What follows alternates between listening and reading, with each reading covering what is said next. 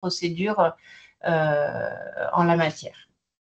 Et donc, si vous avez des questions en cours de route, vous pouvez m'interrompre parce que c'est mieux que ce soit interactif en fait. Voilà, donc on sait qu'il y a certaines complications nutritionnelles assez dramatiques qui ont été décrites après chirurgie bariatrique, avec notamment des syndromes neurologiques, donc de Guéhet-Wernicke ou des neuropathies périphériques par carence en vitamine du groupe B, notamment en vitamine B1, des dénutritions protéiques sévères, des défauts de fermeture du tube neural chez les enfants nés de mères opérées par carence en folate, des anémies profondes, surtout par carence en fer, en vitamine B12, des troubles visuels beaucoup plus rarement par carence en vitamine A et une perte osseuse assez fréquente par défaut de calcium et de vitamine D. Donc on sait qu'il y a des cas cliniques comme ça, mais finalement, on a quand même assez peu d'études prospectives et dans ces études, la prévalence des carences est très variable, probablement parce que déjà ça peut varier d'un pays à l'autre selon l'alimentation, les habitudes, etc. Et aussi parce que d'un laboratoire à l'autre, il y a beaucoup de différences. Donc c'est compliqué de savoir quelle est la réelle prévalence des carences après chirurgie bariatrique. Donc les plus fréquentes qui ont été décrites, c'est en fer, vitamine D, vitamine B12, zinc, vitamine A, vitamine B1 essentiellement. Donc ça, c'est quand même ce qui ressort de la littérature. Donc les causes de ces déficits, on sait qu'ils sont multiples. D'abord, les patients en obésité ont une prévalence élevée de carence en vitamines, en fer, en vitamine D notamment, parce que le tissu adipeux en fait a un rôle défavorable sur les taux circulants de ces vitamines.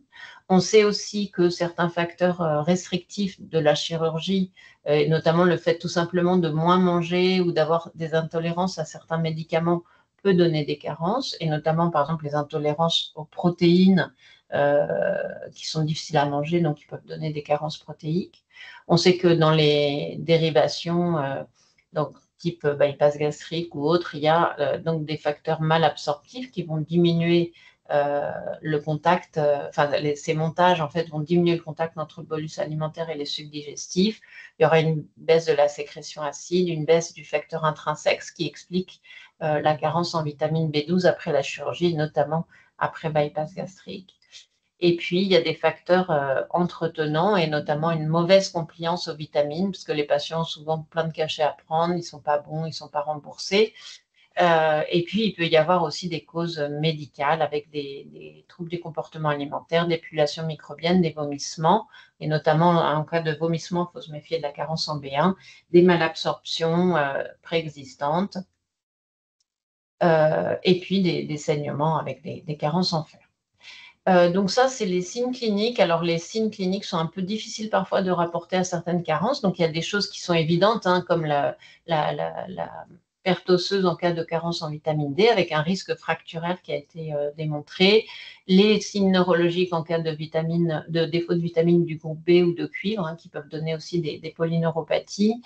Des anémies, bien sûr, en cas de carence en fer, en folate ou en vitamine B12.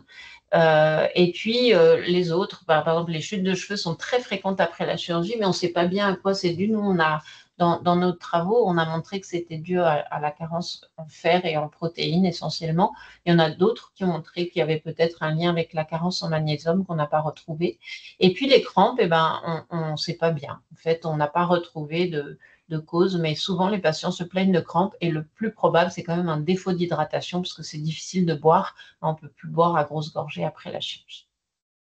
Donc, il faut vraiment se méfier de l'encéphalopathie de Guéhet-Wernicke, qui est quand même la complication grave la plus redoutable, la plus fréquente en fait des complications graves, avec donc une triade évocatrice, confusion, ataxie, trouble oculomoteur, un contexte favorisant qui est souvent des vomissements, et donc tout tableau neurologique bizarre après chirurgie doit faire évoquer une carence en B1, et même si le taux de B1 est normal, ça n'élimine pas le diagnostic, ce qui fait que la HAS à l'heure actuelle ne recommande pas de faire le dosage de B1, mais recommande de traiter si on a un doute. Et puis, donc, il y a quand même en IRM, on peut avoir une confirmation diagnostique de Guéhet-Wernicke avec un hypersignal en T2 et des lésions qui sont symétriques en général au niveau des noyaux thalamiques, de la substance grise, des corps mammillaires.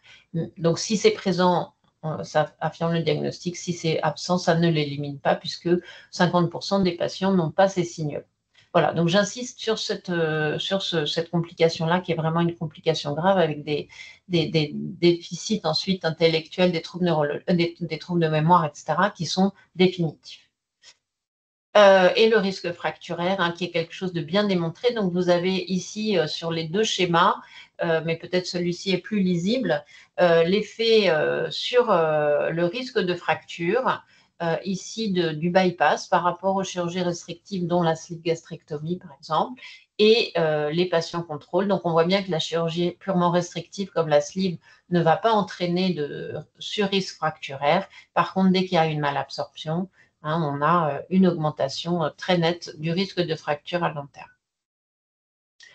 Donc, ce risque est médié par les carences en vitamine D, en calcium, l'hyperparathyroïdie secondaire et donc l'ostéoporose qui s'installe au fil des années.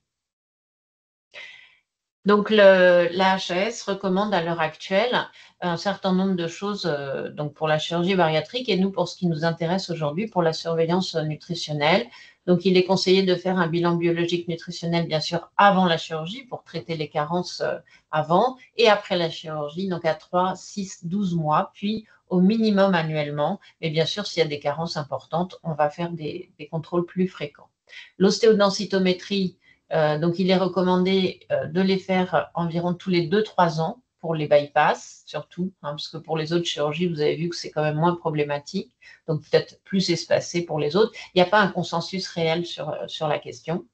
Donc, il faut donc des consultations médicales pour dépister les complications, notamment digestives, qui peuvent favoriser les carences, et puis adapter les traitements, et notamment la supplémentation en vitamines.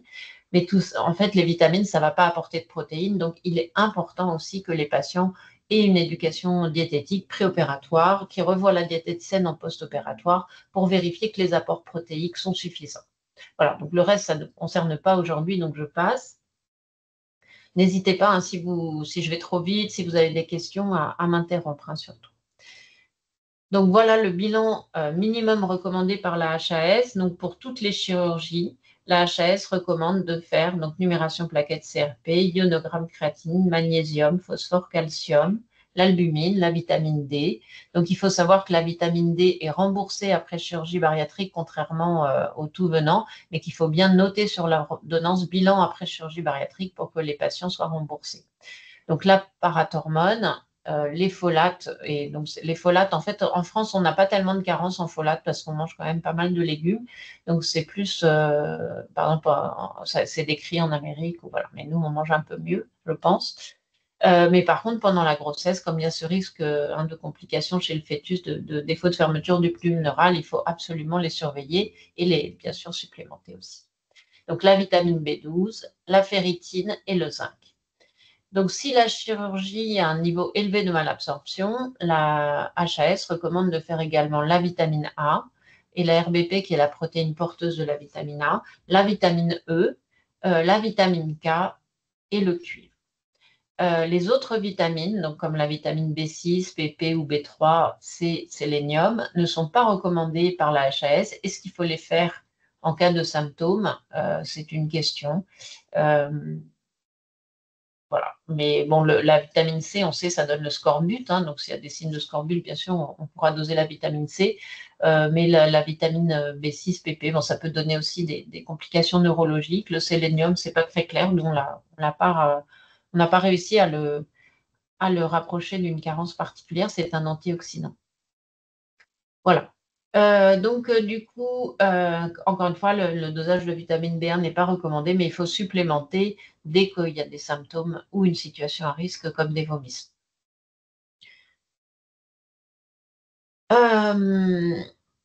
Donc, il est recommandé de dire aux patients qu'il y a un risque sur la fragilité osseuse, notamment en cas de chirurgie malabsorptive.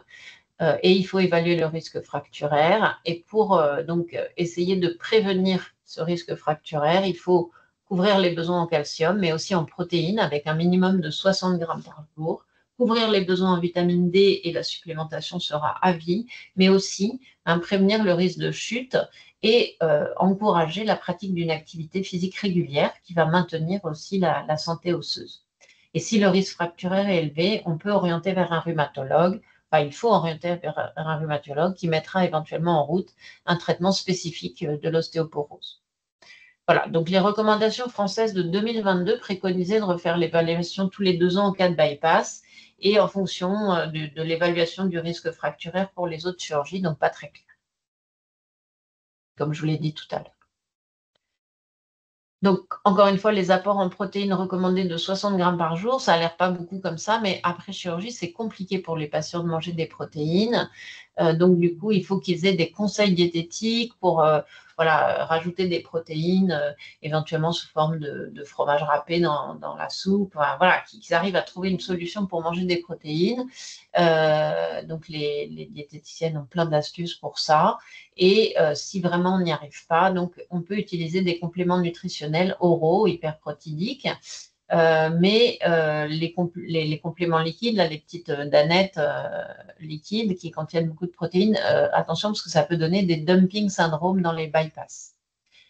Donc, il faut un accompagnement diététique. Donc, la première année, c'est recommandé à 1, 3, 6 et 12 mois. Puis ensuite, c'est en fonction des besoins. Et donc, les diététiciennes doivent évaluer à la fois la tolérance des patients aux différents aliments et la qualité nutritionnelle de ce qu'ils vont manger. Et puis, donc, il est recommandé, encore une fois, de faire une activité physique, donc au moins 30 minutes 5 fois par semaine, avec un renforcement musculaire 2 à 3 fois par semaine pour préserver la masse musculaire et la masse osseuse. Voilà. Donc ça, c'est les recos de la HAS. Alors, c'est pas très, le tableau n'est pas très joli, mais je l'ai pris tel quel dans la HAS. Je vous ai juste mis des couleurs dessus. Donc, en fonction du type de chirurgie, on ne va pas utiliser la même supplémentation. Pour ce qui concerne donc la sleeve gastrectomie, on conseille de donner des multivitamines au moins pendant la phase d'amaigrissement. Et puis ensuite, c'est un petit peu à la demande en fonction des patients et en fonction des carences. Évidemment, si le patient a déjà des carences sous multivitamines après une sleeve, on ne va pas lui arrêter ses multivitamines.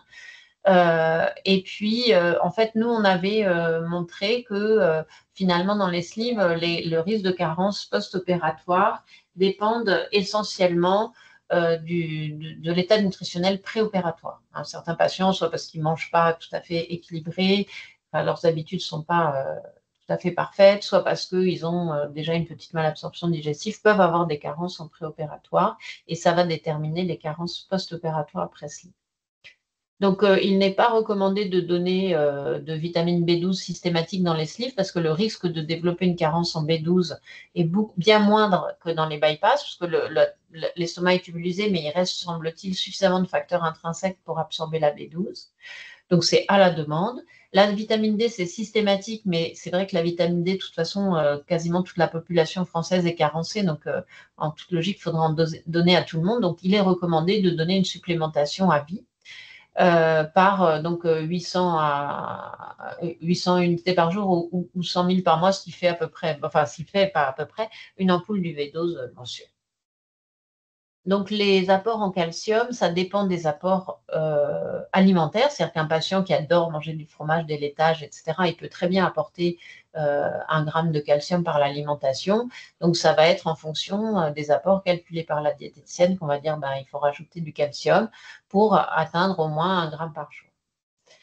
Le fer, donc c'est à adapter en fonction des dosages, c'est pas systématique, c'est fréquent les carences en fer, là aussi à la fois c'est favorisé par l'obésité et c'est chez les femmes en cours de menstruation, mais c'est pas systématique. Et le zinc, c'est pareil, c'est en fonction des déficits. Dans les bypass, c'est un peu différent et dans les autres chirurgies malabsorptives, c'est à peu près pareil, mais bon, les autres chirurgies malabsorptives, c'est assez confidentiel, les dérivations biliopancréatiques, etc. Et en général, ces patients-là, ils sont de toute façon suivis dans un centre spécialisé. Mais les bypass, j'ai oublié de vous redire qu'il y a 50% de perdu de vue, donc tout le monde est concerné pour supplémenter les patients qui ne sont pas toujours suivis, malheureusement, au long cours, dans des centres spécialisés. Donc, les bypass, donc la supplémentation par multivitamine est à vie. On va donner de la B12, donc normalement c'est systématique à vie, puis ajusté en fonction des dosages. Donc soit on donne 250 mg par jour Péros, mais c'est mal absorbé, soit 1000 microgrammes par mois. Et à ce moment-là, on peut le donner Péros, mais aussi en intramusculaire où c'est beaucoup plus efficace. Et les patients le supportent bien en général. Donc systématique la vitamine D, donc ça, il n'y a rien à dire. Et puis le calcium, donc là, il faut atteindre 1500 mg d'apport par jour parce qu'il y a une malabsorption calcique qui est plus importante que dans la sleeve gastrectomie du fait de la dérivation. Pour le faire, donc ce ne sera pas systématique, c'est adapté. Ah si, pardon, excusez-moi, la HS dit que c'est systématique aussi. On va en donner au départ, puis après on va ajuster en fonction des dosages. Et pour le zinc, c'est toujours à ajuster en fonction des dosages. Donc je vous ai mis des codes couleurs. En rouge, c'est ce qui est systématique. En vert, c'est ce qui est en fonction des dosages. Et en violet, en bas, c'est ce qui est spécifique à la chirurgie très mal absorptive, comme les dérivations biliopancréatiques, où là, on va aussi supplémenter en vitamine A, E et K. Souvent, il y a des besoins de supplémenter en vitamines liposolubles parce que la malabsorption est très importante. Mais ça représente finalement peu de patients. Je parle un peu dans le vide, donc tout va bien? Vous m'entendez bien tout ça? On vous entend bien. Bon. Alors, donc ça, en fait, ce qu'il faut savoir, c'est que ces recommandations, bon, elles ont Pardon, excusez-moi. Donc, elles ont au moins le mérite d'exister et elles ont été réalisées par un large comité d'experts et relues par des experts, etc. Donc, elles sont fiables. Néanmoins, il faut quand même savoir que, comme je vous l'ai dit au début, il y a très peu d'études prospectives, malheureusement, enfin, il y a peu d'études prospectives sur la chirurgie et il y a quasiment aucune étude randomisée qui va comparer deux types de supplémentation, c'est-à-dire que le niveau de preuve de ces recommandations dans la littérature est malheureusement faible. Du coup, on peut quand même, après, y réfléchir, les remettre un petit peu en question. Donc, c'est ce qu'on a fait nous. On s'est dit qu'on allait regarder, en fait, en prospectif, quelles étaient les carences développées par les patients qui avaient une sleeve ou un bypass. Et donc, on a fait une stratégie un petit peu différente, c'est-à-dire qu'on a tout supplémenté. Alors, on a donné des multivitamines systématiques, mais ensuite, on a tout supplémenté en fonction des besoins uniquement, c'est-à-dire qu'on n'a pas mis dans les bypass, par exemple, de fer ou de vitamine B12 systématique. Et ce qu'on a observé, donc, vous voyez, vous avez le nombre de patients avec des déficits au temps 0, 12 et 36. Et ce qu'on a observé, c'est que les patients qui avaient une sleeve gastrectomie, en fait, ils arrêtent, vous voyez, donc il y en a 94% à 1 an qui prennent des vitamines, mais on tombe à 41% à 3 ans, puisque on leur a dit que ce n'était pas systématique, alors que dans les bypass, la compliance est bonne, enfin relativement bonne, puisqu'il n'y a finalement que 7% qui déclarent, en tout cas, ne pas prendre leurs vitamines à 3 ans. Et donc, quand on regarde les sleeves, finalement, ils ont donc tous les patients en préopératoire ici en gras ont des carences en vitamine D, en fer et en zinc en préopératoire. Ils ont tous déjà des carences. Et finalement, ces carences vont peu s'aggraver, sauf la carence en zinc, qui a quand même tendance à s'aggraver un peu après la sleeve, mais surtout après le bypass. Donc, il y a souvent nécessité de les supplémenter en zinc, malgré les polyvitamines qui contiennent du zinc. On voit que les vitamines du groupe B, donc B1, B9, enfin folate, dans les sleeves ont plutôt tendance, alors ça s'améliore sous vitamines, puis ça a plutôt tendance à réaugmenter quand ils arrêtent les vitamines, ce qui est un peu logique. Et par contre, dans les bypass qui sont à 90% à prendre leurs vitamines, là on voit qu'il y a très très peu de carences en vitamines du groupe B. Donc les vitamines du groupe B, ce n'est pas vraiment un problème chez les patients qui prennent bien leurs polyvitamines, sauf si évidemment il y a un facteur précipitant comme des vomissements, etc., qui peut donner des carences en B1, mais vous voyez que c'est quand même assez rare dans notre population.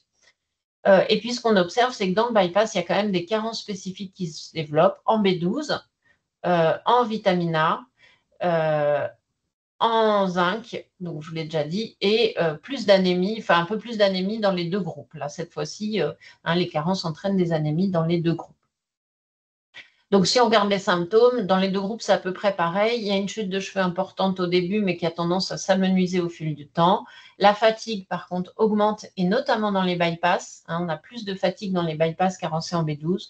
Les crampes ont tendance à augmenter avec le temps, mais là, je vous ai dit, c'est peut-être pas carentiel, c'est peut-être le défaut d'hydratation. Et les paresthésies augmentent un tout petit peu avec le temps. Mais on a pris dans cette étude toutes les paresthésies. Il y a des gens qui ont un canal carpien, enfin, c'est pas forcément spécifique. Et on ne voit pas apparaître, en tout cas dans une population bien suivie, bien supplémentée, de neuropathie sévère. Voilà. Donc, cette stratégie de supplémenter au coup par coup n'est pas forcément mauvaise non plus. Ce qu'on voit aussi, c'est que finalement, quand on les supplémente comme ça, à 3 ans, il y en a que 25% qui ont besoin de vitamine B12 dans les bypass, donc c'est peut-être pas la peine d'arroser tout le monde de vitamines. Nous, dans notre équipe, on pense que si on leur donne trop de cachets, ils vont tout arrêter et on essaye donc plutôt de cibler. Voilà. Mais c'est notre attitude à nous pour remettre un petit peu en cause les recommandations. Mais voilà. Donc du coup, et donc par contre, la vitamine D, vous voyez qu'on court toujours après, les patients restent carencés, pareil pour le fer, donc là, il ne faut pas hésiter à les supplémenter largement parce qu'il y a beaucoup de patients qui ont des carences en fer et en vitamine D. Alors, si on regarde dans la population française, on voit que c'est une étude antérieure aux recommandations, mais les recommandations précédentes étaient quand même assez voisines. Et ce qu'on voit, c'est que finalement, il y a quand même, ces recommandations ne sont pas tellement suivies. Donc là, c'est une un peu vieille étude, mais ça s'est probablement pas beaucoup amélioré parce que les publications plus récentes montrent à peu près la même chose. Donc, les patients, en fait, prennent rarement un des compléments. Les dosages sont faits de temps en temps, mais sûrement pas annuellement. Donc voilà, on a vraiment des progrès à faire sur la surveillance de nos patients annuels et sur la supplémentation qui évidemment va avec. Si on ne fait pas de dosage, on ne sait pas qu'il y a des carences, on ne peut pas les supplémenter.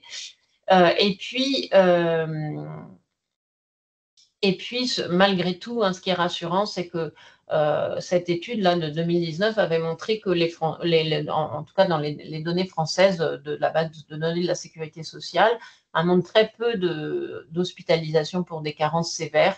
Vous voyez, 4,5% pour le fer, pour faire notamment des pharyngectes, 3% pour les protéines et 0,2% pour la B1. Donc, c'est pas non plus… mais bon, les cas qui arrivent, notamment de Guy-Berniquet, sont suffisamment dramatiques pour qu'on fasse attention à tout le monde. Puis pour finir, donc un petit schéma pratique. Donc nous, c'est ce qu'on fait chez nous. Donc on donne comme polyvitamine de la zinc formée vitalité parce que ça contient pas mal de choses et c'est pas cher. Ça coûte à peu près 10-15 euros par mois maximum selon les pharmacies. Mais si on veut donner quelque chose qui est mieux dosé, notamment en fer en B12, on peut donner de la WLS par exemple.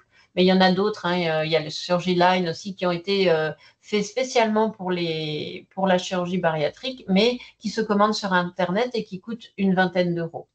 Et puis ensuite, donc, on pourra donner donc, de l'UV-dose tous les mois à peu près, du fer, donc ça, il ne faut pas hésiter, voilà, il y a beaucoup de carences en fer, donc dans différents films à fer, ferrograde, absolument ce que vous voulez. Du calcium, on est souvent obligé dans les bypass, et si on veut donner le calcium et la vitamine D en même temps, on peut utiliser le calcite D3 par exemple, il y a aussi le caltrate, enfin il y a plusieurs marques, mais qui combinent du calcium, voilà.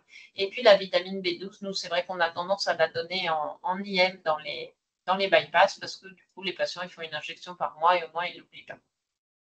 Voilà, bien sûr, il faut moduler selon la technique et puis il faut vraiment faire des dosages pour ajuster parce que ça ne suffit pas de donner des compléments à l'aveugle. On tombe très souvent à côté, chaque patient est différent. Voilà, donc j'ai fini. Donc la supplémentation vraiment est importante, mais en polyvitamines, mais en complément aussi. L'encadrement diététique pour les protéines et puis donc, la surveillance clinique, en particulier s'il y a des signes neurologiques ou des signes digestifs qui peuvent favoriser la carence en B1, et puis la surveillance de la masse musculaire pour la sarcopénie, je n'en ai pas parlé, mais bien sûr, c'est pour ça qu'il faut des protéines et osseuses avec un risque fracturaire, notamment dans les chirurgies mal absorptives. Et si vous avez plein de carences, il faut chercher autre chose, ce n'est pas la chirurgie, parce que vous avez vu que finalement, ça donne quand même assez peu de carences chez les gens qui sont bien supplémentés. Voilà, j'ai terminé. Si vous avez des questions, je suis à votre disposition. Merci beaucoup pour la présentation. N'hésitez pas si vous avez des questions. Tout le monde reste parfaitement muet. Alors moi, j'en ai une. Oui. Est-ce que de par votre expérience clinique, vous avez identifié certains facteurs prédictifs de l'observance de ces recommandations nutritionnelles et vitaminiques? Oui, notamment l'âge. Les patients jeunes, en fait, prennent beaucoup moins les vitamines que les patients âgés. Donc ça, nous, c'est ce qu'on avait dans notre cohorte. Les patients qui ne sont pas suivis, c'est-à-dire que ceux qui viennent plus, ben, ils arrêtent les vitamines. Et, hein, il faut pas. En fait, l'idée de supplémenter d'emblée en fer, c'était de dire, ben, s'ils sont perdus dans la nature, au moins comme ça, ils les auront. Ben non.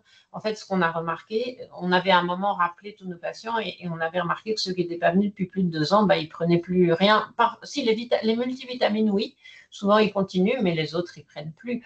Donc, c'est une fausse sécurité de leur donner plein de trucs.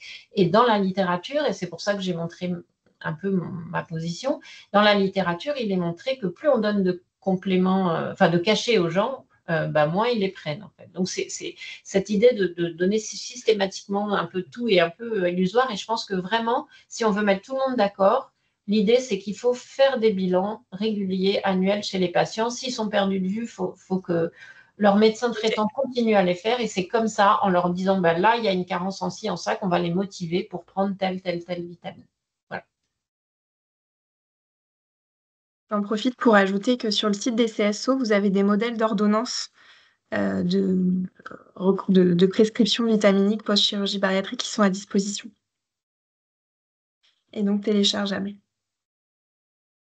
Voilà, N'hésitez donc pas si vous n'avez pas de questions, vous pouvez au moins me faire un retour, me dire si ça vous a intéressé ou pas, parce que là, j'ai que des écrans muets, donc c'est un peu difficile. Bonsoir et Bonsoir. merci pour la présentation. Moi, j'ai une question concernant la prise en charge diététique. Est-ce que les patients sont remboursés sur ces consultations ou pas? Alors, s'ils viennent à l'hôpital, oui, mais si c'est en ville, non. Donc ça, c'est un gros problème, ouais. Oui, oui, c'est un vrai souci, c'est vrai, parce qu'on voit les patients avant la chirurgie et après, on ne les voit plus en ville, enfin très peu en ville, quoi. En fait, nous, on les reprend en hôpital de jour de temps en temps. Donc, du coup, quand ils viennent en hôpital de jour, ils voient la diététicienne. Mais c'est vrai que de toute manière, une fois qu'ils ont fait la chirurgie, ils tournent la page et ils disent qu'ils n'ont plus besoin de voir la diététicienne. Et malheureusement, il n'y a que quand ils reprennent du poids, bah, que là, ils sont à nouveau en demande. Et c'est un peu dommage, ouais. Tout à fait, oui, c'est ça. Vous pensez que la téléconsultation, ça peut être une manière d'essayer de prolonger le suivi ou en tout cas de maximiser le contact pour ces patients? Pour la diététicienne, c'est ça? Oui, Ouais. moi je pense que beaucoup de personnes ont ce souci de prise en charge. Donc, s'il y a une prise en charge en téléconsultation, on aura peut-être un peu plus de patients qui suivront la Ouais. diététique. Je ne sais pas si ça règle le problème financier, mais au moins, alors, parce que c'est vrai que ce qui a été Au moins perdre de vue. ouais, ce qui a été montré aussi, c'est que la distance géographique influence aussi le fait que les patients ne viennent plus, ne font plus leur bilan, etc. Hein, donc, D'où l'intérêt d'avoir un diététicien ou une diététicienne près de chez eux. tout à fait. Et donc là, c'est ce qu'on est en train de construire hein, avec les CSO, vraiment d'essayer de faire un réseau et que les patients puissent avoir une diététicienne près de chez eux. Malheureusement, pour l'instant, on n'a pas obtenu le remboursement de ces consultations.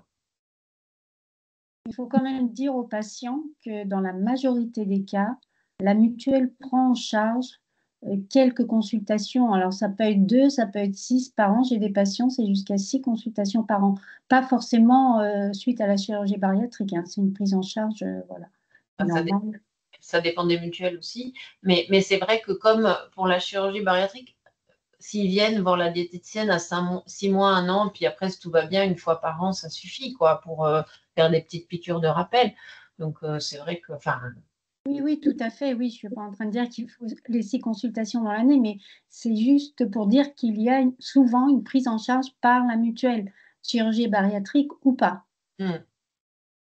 Tout à fait. Mais bon, je suis tout à fait Euh, d'accord avec vous que ces consultations sont essentielles et si on peut les faire en préventif plutôt qu'une fois que tout va mal, Tout à fait, oui. Alors, il y a une question de Madame Marine Gatinol dans la conversation de la réunion qui demande si le risque de carence en folate et l'impact sur la formation neuronale du fœtus entre-t-il en ligne de compte sur le choix de la chirurgie chez les jeunes femmes avec un désir de grossesse. Alors, en fait, ce qui est recommandé, c'est de supplémenter en folate dès la préconception, en fait, dès que la femme dit qu'elle va arrêter sa contraception. Alors, on les a pas toujours à ce moment-là, mais au moins en début de grossesse. Et après, non, les dernières recommandations françaises sur la chirurgie, sur la grossesse après chirurgie, c'est les recommandations Bariamat. Et à l'époque, ces recommandations n'avaient pas tranché sur est-ce que chez une femme jeune, il vaut mieux faire une sleeve ou un bypass. Donc, du coup, pour l'instant, on n'a pas de réponse. Et de toute façon, les carences en folate, quand ils prennent leur multivitamine, il n'y en a pas. Donc, voilà, si les patients sont compliants, les patientes sont compliantes, même après un bypass, elles n'ont pas de carence en folate.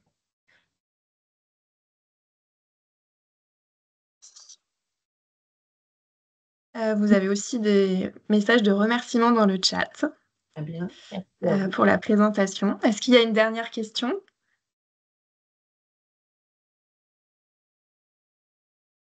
Alors, je vous propose de clôturer cette session, de vous remercier pour votre présence. Merci, Docteur Ledoux, pour cette présentation très intéressante. En ce qui concerne les Flash Info, on vous retrouve en septembre. Donc, la prochaine date, c'est le 30 septembre. C'est le docteur Claire Rivelange qui viendra nous parler de la grossesse dans des parcours de chirurgie bariatrique. Voilà, je vous remercie. Je vous souhaite à tous et toutes un très bel été et plus rapidement une très bonne soirée. Et Merci beaucoup. merci Camille pour l'animation de la session. Avec plaisir. Bonne soirée à tous. Soirée. Au revoir.